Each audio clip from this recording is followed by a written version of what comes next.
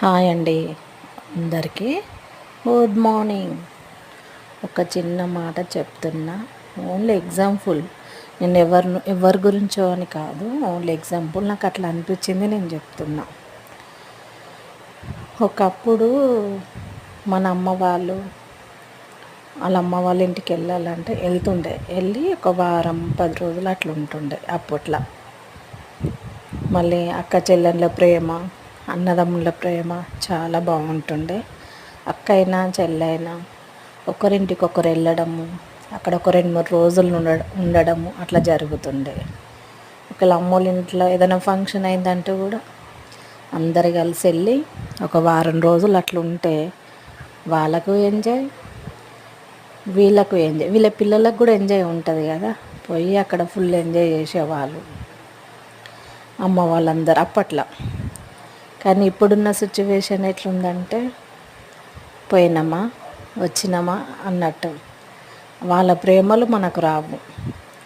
మన వరకు ఎట్లున్నదంటే పోయినామా, ఫంక్షన్కి వచ్చేసినామా, అమ్మ వాళ్ళ ఇంటికి వెళ్దామా అని అక్క చెల్లెళ్ళు మాట్లాడుకురాక, అబ్బా అక్క నాకు వీలైతే లేదా, నువ్వు వెళ్ళు, నేను తర్వాత వస్తూ ఉంటారు.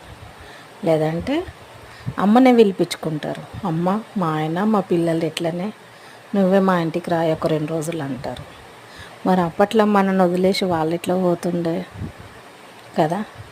ఇప్పుడే అప్పట్లో వాళ్ళ భర్తను, వాళ్ళ అత్తమామను వదిలేసి వాళ్ళు ఎట్లా వస్తుండే మరి.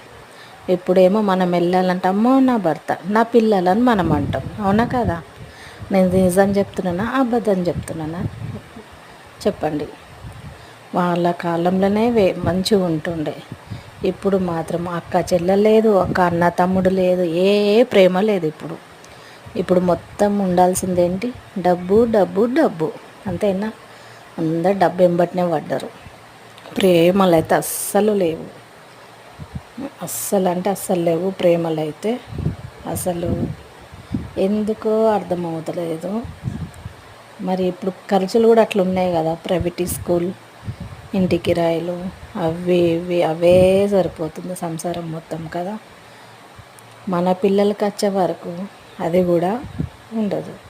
మనమన్నా ఇప్పుడు ఇంత ప్రేమగా ఉంటున్నాము, అక్క చెల్లెళ్ళ పిల్లలు అని ఇట్లా వాళ్ళకి తెలిసిపోతుంది, మా పెద్దమ్మలు మా పిన్నిలని తెలిసిపోతుంది.